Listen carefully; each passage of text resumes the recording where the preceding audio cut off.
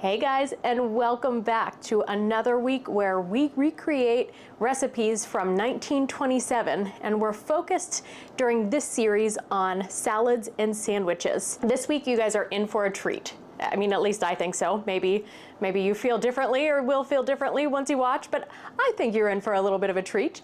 We are doing orange chestnut salad, and we're pairing that with ghost sandwiches. Ooh.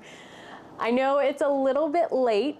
We're now into November, but I really wanted to make these, and I had made some other things ahead of it, which maybe I should have, switched it and moved them around. But, I thought about it, and I have seen some friends and ads and out in the stores already yesterday. No, just today. It's November 1st today.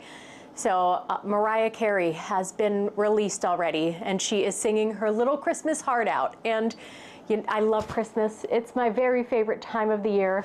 However, when you extend it too much, I can't handle it.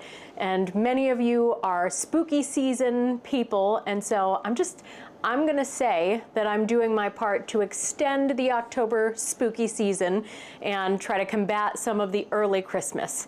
That's my justification for it. For a chestnut salad today, the instructions start with shelled chestnuts.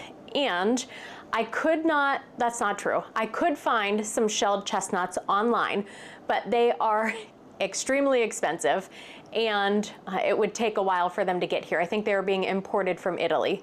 And so while I am making a little bit of money from these videos, it's like $3 or $4 per video. So trying to be a little bit economically responsible. And so instead I got these packs here. It was like a 3-pack for $10 of these chestnuts, which have already been cooked, and the shell has been taken off. They have been cooked, they have been peeled.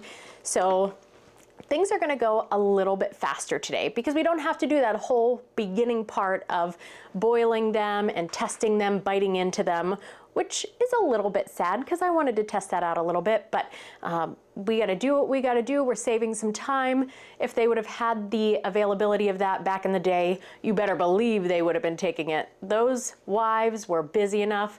They didn't need to be bothered with all of this. So we're gonna go in the spirit of their lives. At least, again, I'm justifying things today, but maybe that's what today's video will be called, the justification week. But very interestingly, when I open these up, my expectation is one of nuttiness. Like nuts have a pretty specific smell. And I have had roasted chestnuts before, but I don't actually remember having them. Something that I noticed as soon as I opened up this little bag, and you sniff it, because I'm a sniffer, these smell just like tuna fish. It is so weird. Is that normal? Any of you guys who have had chestnuts or have experience with chestnuts, are they supposed to smell like tuna fish? And it's not bad. It's not like, ooh, terrible, like rotten fish or anything like that. It's like nice, almost that sweet tuna salad, like canned tuna.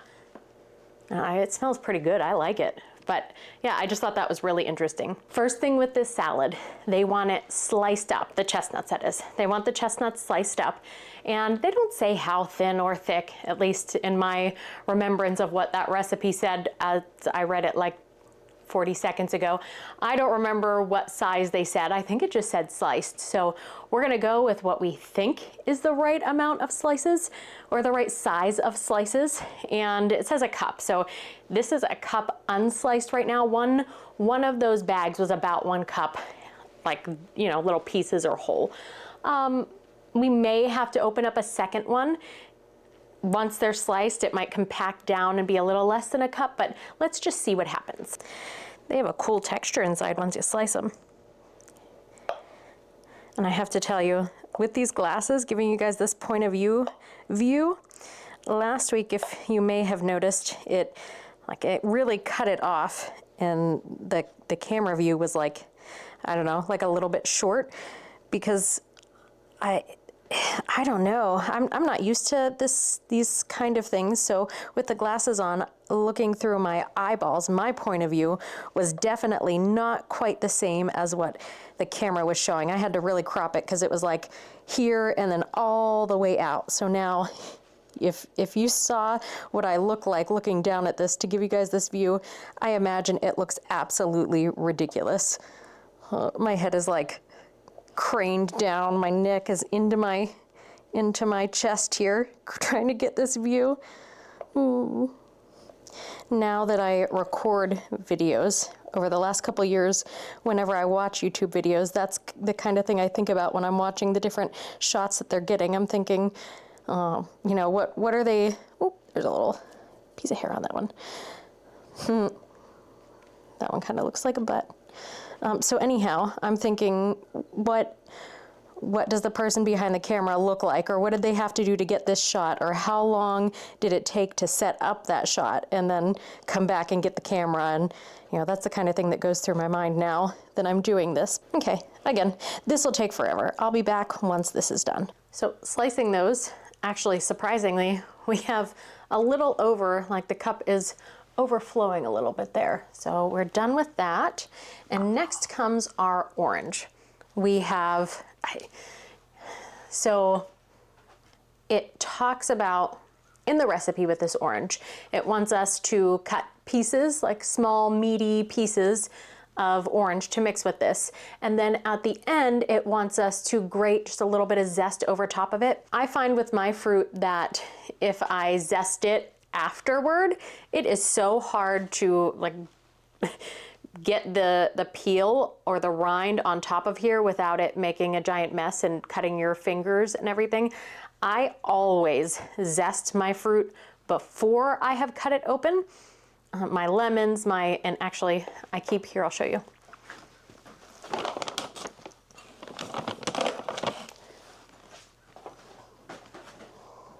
I have 2 sets of rind here already. I have, I think this one is lemon and just like regular lemon and a couple limes. And this one is from that key limeade that I made the other day. I zested the majority of the limes. I'll say my intention was to zest all of the limes in the bag, but you know, after like the first 6 or 7, I was over zesting things. So that's what I have here. And so we're just gonna zest this first. And it says a little bit, but I only need a little bit for the recipe, but I'm gonna go ahead and actually zest the whole thing, and then I'll just keep the orange zest on the side and I'll use it separately for other things. A cute little story. Our godson, my nephew, he was here with his sister and his mommy and daddy visiting, and I had some lemons that were about to go out. I didn't want to waste them, so I decided to make fresh lemonade while they were here, and I put some zest in it in some of the cups if they wanted it. And I had him go and ask his daddy if he would like any lemonade, and if so, would he like zest in it? And he went out and he came back and he said, yeah, Daddy wants a lemonade, but no pizzazz. He doesn't want any pizzazz in there. And so from now on, I will always, probably until my dying day, when I think of putting zest on something, I will think I'm just adding a little pizzazz. And you know, it really makes sense. The word just kind of fits. We have successfully taken all of the zest off. There we are. It smells so good. Oh, that's nice. Okay. Now we're gonna chop this up into small pieces. I love the wording of this. I think it says to allow some orange meats or pieces of meat cut up, but just allow it instead of like add to it or combine these 2 things, mix these 2 ingredients. Allow the orange. It's just so weird. It is nice and juicy already. I don't know why I cut that in half before I peeled this. That was a weird choice.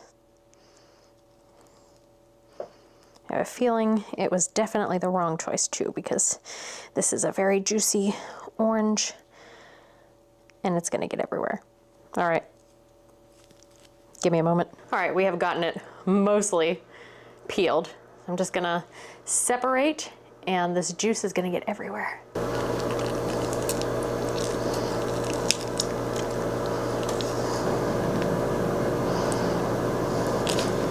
Definitely should have not cut that in half first. Learn from me, ladies and gents. I do not like the feeling of my hands being wet, like then it getting on my palms, and once it gets to my wrist, ugh, I hate it. I hate that feeling. We have our pile here, and right now they're kind of varying in size from like this big to this big, and I think that's probably still a little bit big compared to the slice of here. It says small, so I'm just going to chop these up a little bit more so that they're a little more consistent with the size of the sliced chestnuts.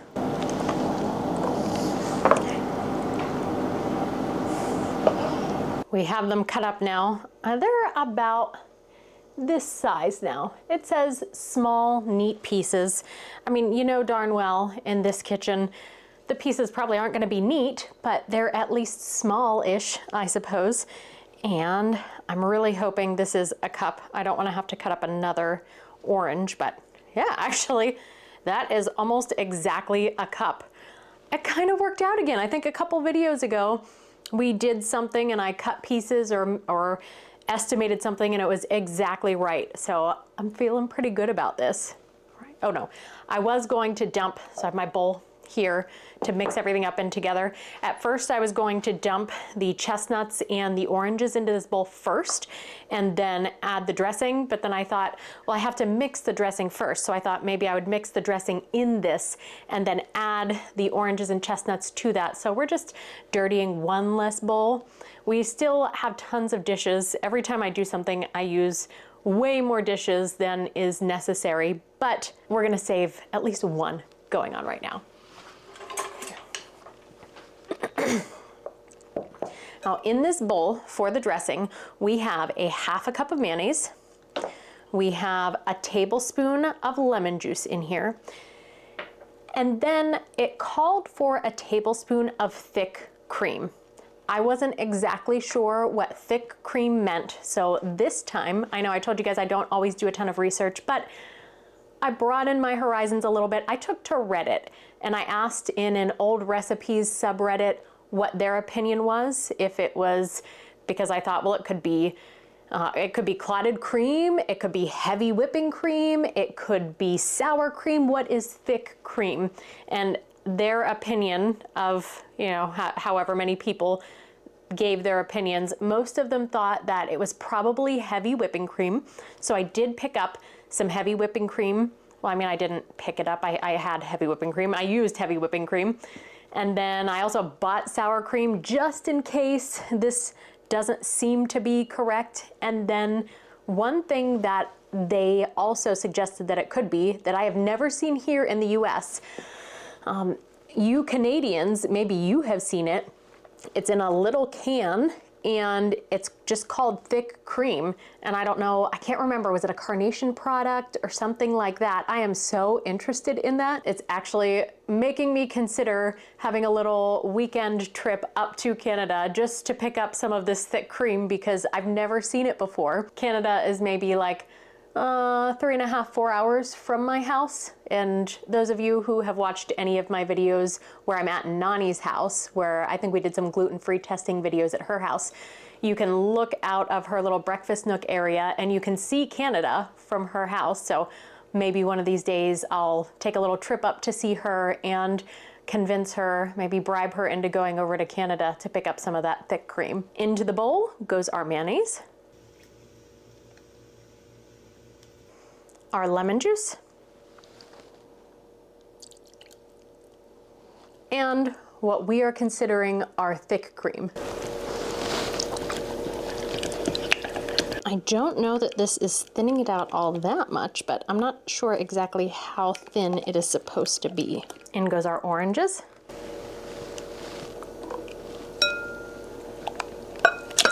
And our chestnuts. That really does still smell a lot like tuna. I have to get the view from the point of view, I have to be over top like this. And I'm getting a whiff of everything in there. And man, do I smell tuna fish in there. It's with the mayo and the lemon, it is even more smelling like tuna salad. So I'm really interested to see how that smell affects the way that it tastes. You have that olfactory component, which makes a big difference in how something tastes. So I'm just so curious about that one. Moving on to our sandwich. We have our ghost sandwiches here, or ghost sandwich, and it calls for thin slices of firm white bread. Now, unfortunately, I thought I had more white bread than I did, and I have one piece that I'm not really a gentle person, so when I put my bread away the last time, I think I kind of just squished it up and like, you know, slammed it together and set it onto the side.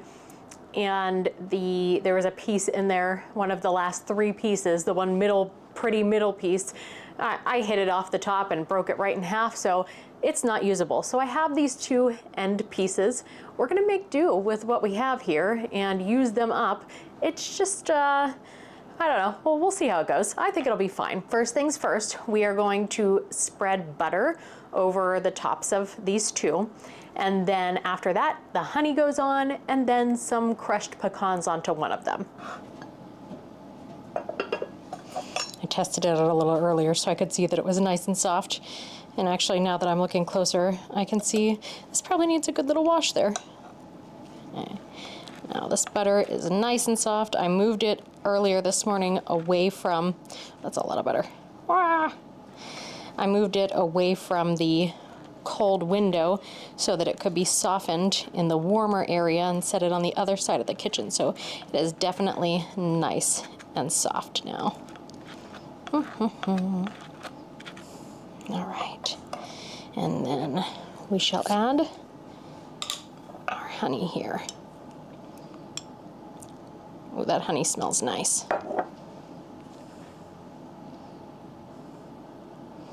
And it is nice and sticky too. Now for our crushed pecans, it'll go on one side. I think this side is good. I think this side is good. It's probably enough. Yeah. Now that we have it on this, we're gonna take this piece and put them together. And then we're gonna cut a circle out with a biscuit cutter. I don't know if this is a biscuit cutter or not, but we're gonna go ahead and just cut it out.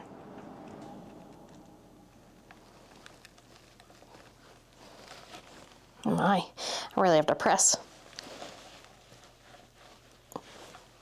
There we go. Hopefully did it make it to the other side? Yes, it did. There we are.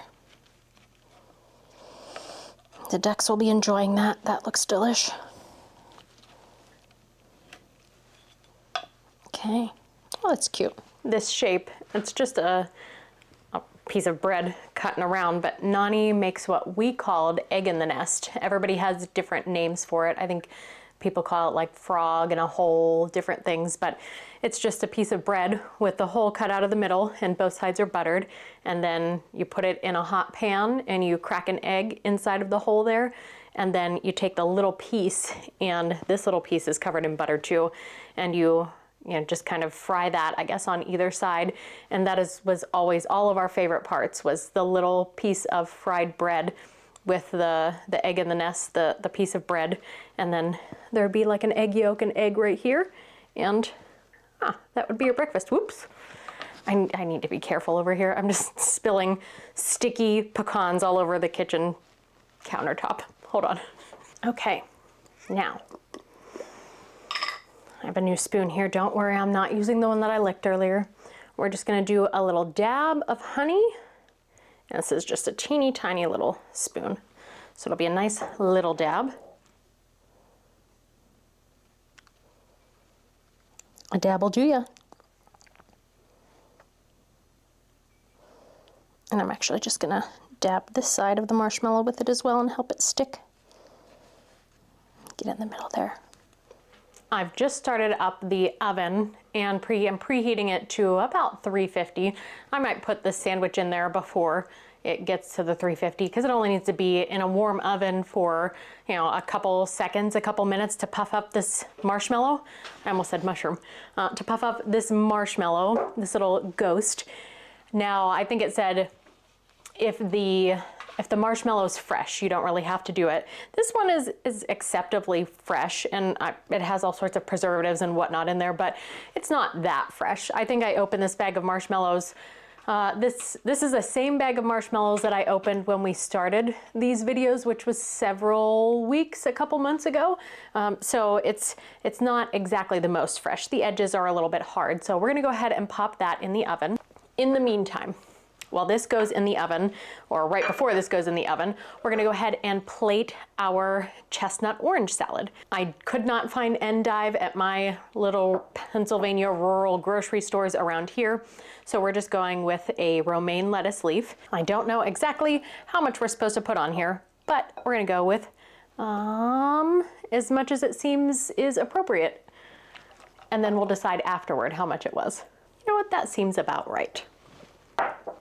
What do you think? That much? Does that seem right? And then we have our little pizzazz here. We'll sprinkle right on top and make it look kind of pretty. Ooh, that was a big old chunk. The problem with the zest being fresh is that it kind of sticks together. There we go. If you guys could smell this, oh my gosh. It's so good. The oven is now preheated, and I forgot, I don't know how many of you guys do this, if you store things in your oven, or I was smelling, and I was like, it smells like something's baking already. It smells really good.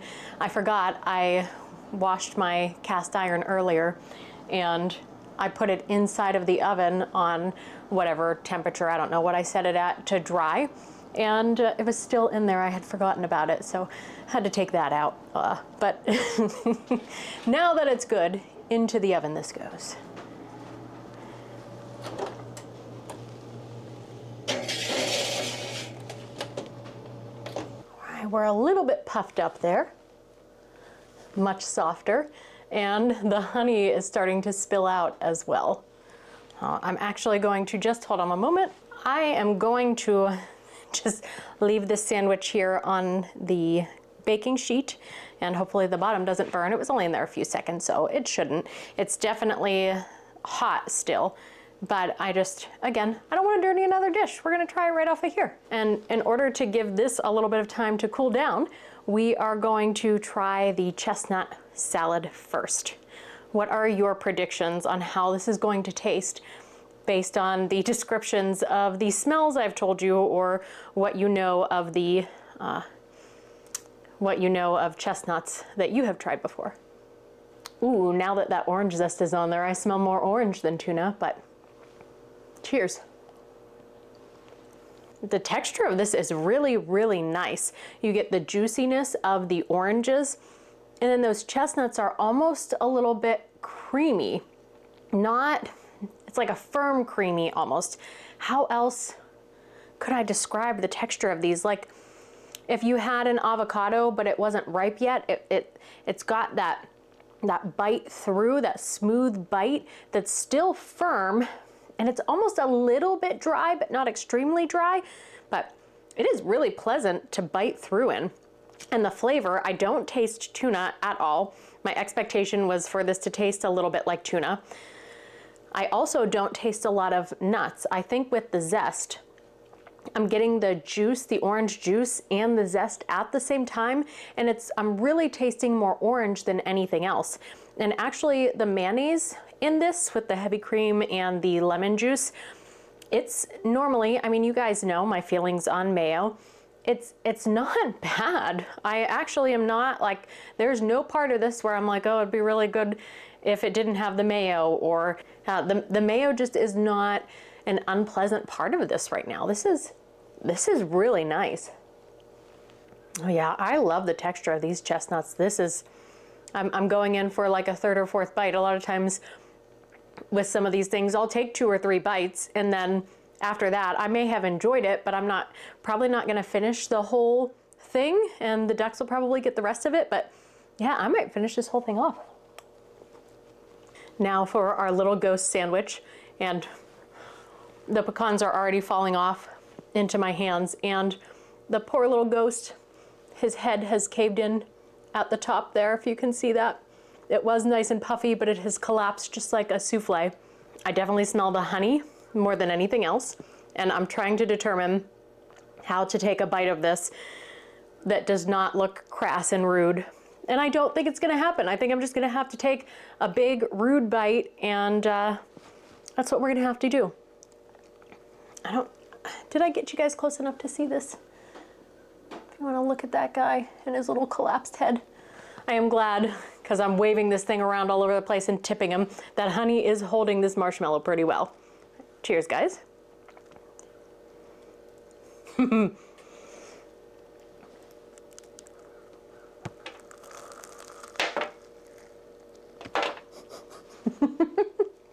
Heating up that sandwich in the oven first was the right move. Biting into that marshmallow when it's still a little bit soft and warm, oh, that was much nicer than just a room temperature or more firm marshmallow. The bite through of that was good. If you could see, all the pecans just kept falling out though. I think this would be a really nice sandwich to give to a child during, just like a novelty kind of lunch when you have hand wipes or something ready to wipe their hands, because I have got honey all over my hands. It's falling out onto the nuts, everything is falling all over the place. So I would say probably, I can't say like toddlers would be any messier than me. I'm a pretty sticky, messy person when it comes to things. That's I imagine that whatever children are consuming this are going to get just as messy. So if you feed this to your child or to yourself, make sure you have something readily available to wash your hands with. If you like this week's video, make sure to like this video and subscribe. And also, those of you that are subscribed and are not getting notifications, if you want to get notifications, go ahead and go back and double check your settings, because it has come to my attention that I don't know if there was an update or something happening within YouTube. And I know even for myself, some of the channels that I subscribe to, I stopped getting notifications. So you may have to go into your settings and whatnot and make sure that that notification setting is actually set to get notifications. Next week, we're doing another one of your voted recipes. We're doing the apple pepper salad, and we're going to be combining that with an egg and onion sandwich. I'll see you guys next week. Bye.